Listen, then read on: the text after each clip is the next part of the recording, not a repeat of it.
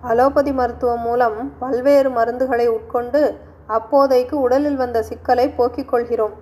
நம் உடலில் சில கழிவுகள் சேருகிற போது அதை உடலில் இருந்து வெளியேற்ற நம்முடைய உடலே ஒரு மருத்துவராக மாறி கழிவுகளை அகற்ற முயல்கிறது. அதை தடுக்கக்கூடாது.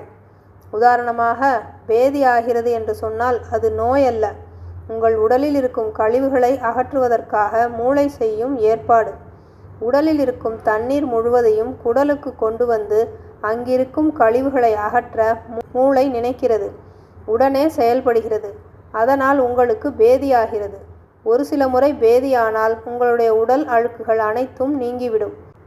பேதியை நிறுத்துவதல்ல மருத்துவம், பேதியாக காரணமான கழிவுகளை நீக்குவதுதான் மருத்துவம். ஆங்கில மருத்துவத்தில் ஒரு மாத்திரை போட்டால் உடனே பேதி நின்றுவிடும். எப்படி? இந்த மருந்து உடலுக்குள் சென்று தண்ணீர் குடலுக்குள் வராமல் தடுத்து விடுகிறது. ஆனால் கழிவு அது குடலிலேயே தங்கிவிடுகிறது. தலைவலி வந்தால் ஒரு மாத்திரை எழுதி கொடுப்பார். அந்த மருந்தை வாங்கி போட்டவுடன் தலைவலி சில நிமிடங்களில் போயே போச்சு. எப்படி?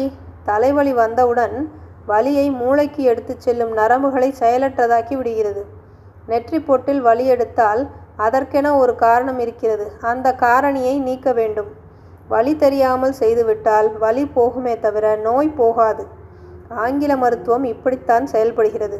சளி வந்தால் உடனே தூக்கம் வர ஒரு மாத்திரை அல்லது மருந்து. சளி என்பது நம் உடலில் உள்ளே செல்லக்கூடிய கிருமிகளை வெளியேற்றுவதற்காக நம் உடல் எடுத்துக்கொள்கின்ற முயற்சி. மாத்திரை கொடுத்தவுடன் இருமல் நின்றுவிடும், சளி காய்ந்துவிடும், கிருமி உள்ளே தங்கிவிடும். உடலில் கழிவுகள் சேர சேர நோய்கள் அதிகரிக்கும்.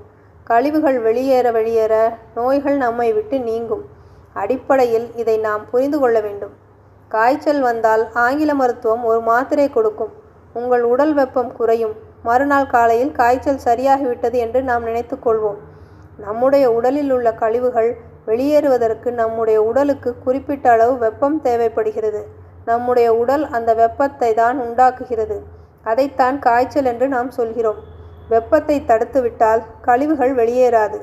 நம் உடலில் உள்ள கழிவுகளை வெளியேற்றுவதற்காக அவ்வப்போது நமக்கு பல்வேறு நிகழ்வுகளை ஏற்படுத்துகிறது.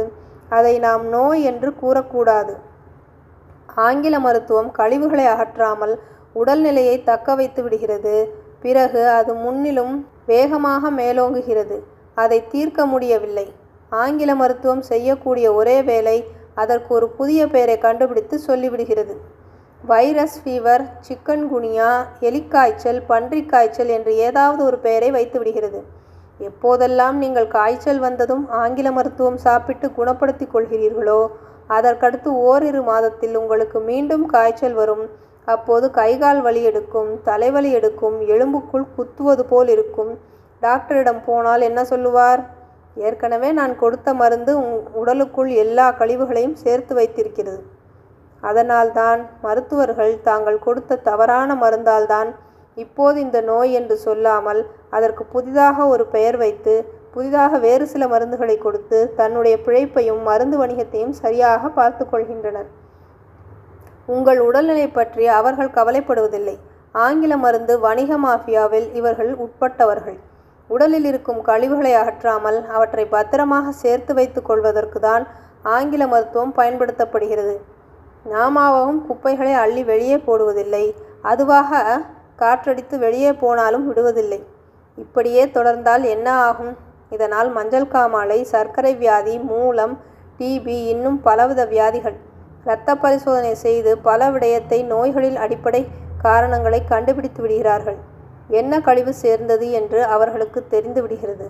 ஆனால் அதை அலோபதி மருத்துவர்கள் அதை புரிந்து கொண்டு நோயின் அடிப்படையை நீக்காமல் அதற்கு பதிலாக உடனே ஒரு மருந்து கொடுத்து விடுகிறார்கள். நமது உடலே ஒரு மருத்துவரைப் போல் செயல்பட்டு காய்ச்சல், சளி, பேதி என்று கழிவை நீக்குகிற போது அதையும் தடுத்து விடுகிறார்கள். உண்மையான மருத்துவராக இருந்தால் என்ன செய்ய வேண்டும்? லேப் டெஸ்ட் எடுத்து பார்த்ததும் இரத்தத்தில் அல்லது சிறுநீரில் காணப்படும் வேதியியல் மாற்றங்களுக்கு ஏற்ப மருந்து கொடுத்து குணம் செய்ய வேண்டும். செய்கிறார்களா? ஏதோ ஒரு மருந்தை கொடுத்து அப்போதைக்கு அனுப்பிவிடுகிறார்கள். சில நாட்களுக்கு பிறகு பலவித நோய்கள், பெயரே வைக்க முடியாத வியாதிகள், டாக்டருக்கே புரியாத வியாதிகள் என பல வருகின்றன. நம் உடலில் ஏற்படும் எந்த நோயையும் குணப்படுத்த ஆற்றல் இல்லாத ஆங்கில மருத்துவத்தை விட்டு வெளியே வாருங்கள். பல நூற்றாண்டுகளாக ஆங்கில மருத்துவம் கண்டுபிடிப்பதற்கு முன்பாகவே நம்முடைய முன்னோர்கள் பலவித வைத்திய முறைகள் கண்டறிந்திருக்கிறார்கள். சித்த வைத்தியம், ஆயுர்வேத வைத்தியம், யோகா, இயற்கை வைத்தியம் மற்றும் மருந்தில்லா மருத்துவ முறை, இப்படி பல மருத்துவ முறைகள் நம்முடையனவாக உள்ளன. அவற்றில் வள்ளுவர் கூறுவது போல் நோய் நாடி நோய் முதல் நாடி அது தணிக்கும் வாய் நாடி வாய்ப்பச் செயல் என்ற குறளுக்கு ஏற்ப நோயின் அடிப்படைத்தன்மை ஆராய்ந்து மருந்து கொடுக்கும் நம்முடைய பாரம்பரிய மருத்துவ முறைக்கு மாறுங்கள். அது ஒன்றே நம்முடைய வாழ்க்கையும் உடல் நலனையும் பேணி பாதுகாக்கும். ஒரு எளிய வழி சொல்கிறேன். தலைவலி வந்தால் உங்கள் நெற்றி பொறுக்கும் சூட்டில் வெந்நீர் எடுத்துக்கொண்டு நெற்றியை சுத்தமாக கழுவுங்கள். வெப்பம் உடலில் பட்டவுடன் தோலில் உள்ள வியர்வை துளைகள் விரிவடைந்து அழுக்கு வெளியேறிவிடும். சில நிமிடங்களில் தலைவலி சரியாகிவிடும். 220 சுகர் இருக்கிறது என்று 5 ஆண்டுகளாக அலோபதி மருந்துகளை எடுத்துக்கொண்டவர்களுக்கு இப்போது சுகர் அளவு 400 ஆகியிருக்கும்.